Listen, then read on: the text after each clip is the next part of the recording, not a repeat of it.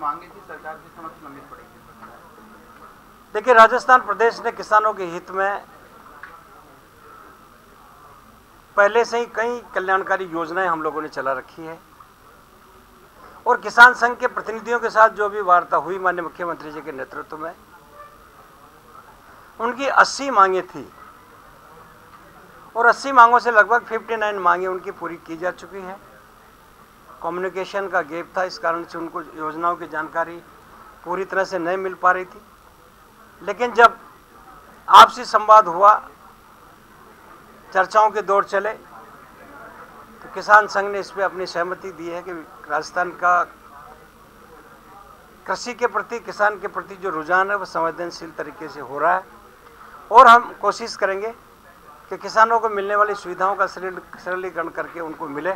ऐसे प्रयास राजस्थान की सरकार कर रही है। उनका ये कहना है कि आपने केवल बीजेपी का समर्थित संघ से जुड़ा था, उसको बुला लिया, कोई विज्ञप्ति भी जारी नहीं करी। इसके अलावा एक अपनी मांग ये भी थी कि ऋण माफी की बोले आप एजेंडे में नहीं शामिल किया, इस तरह की बात वो कह रहे हैं। समर्थित मूल्य का भी कुछ नहीं किया। क्या ऋण माफी हो सकती है संभव?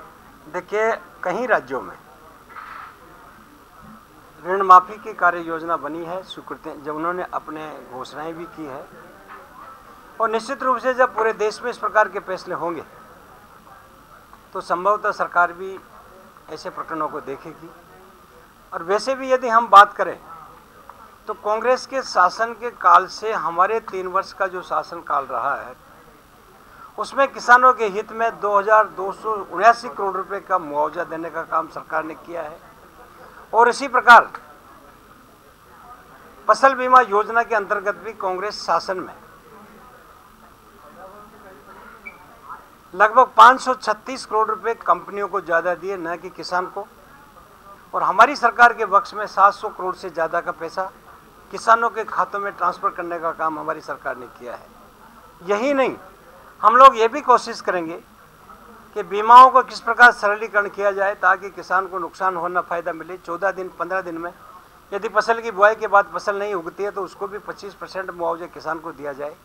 फसल कटाई के बाद भी यदि वो 14 दिन तक फसल अपने खेत में पड़ी होने के कारण से नुकसान होता है तो भी उसको मुआवजा देने के प्रावधान किए जा रहे हैं।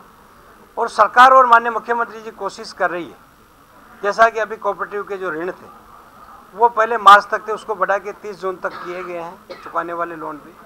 इसलिए सरकार संवेदनशील है, किसानों के प्रति हमेशा उदार भाव रखते हुए उनके हित में काम। मतलब रामपाल जी की जो आंदोलन है उसका कोई फर्क नहीं पड़ेगा प्रदेश सरकार में प्रदेश के किसानों को? देखिए, आंदोलन करने का अपना अपना नज़रिया, अपनी अपनी सोच, अपना अपना अधिकार है।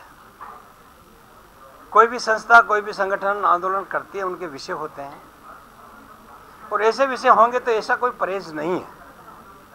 हम लोग किसी संगठन से उपेक्षा करते हैं या उससे बात नहीं करते हैं। यदि ऐसे विषय होते हैं तो सरकार के खुले द्वार है, कोई भी संगठन या कोई भी आंदोलनकर्ता आए और चर्चा करे। जो भी संभव होगा निश्चित रूप से सरकार किसानों के हित में फैसला कर सके। किसानों से अलग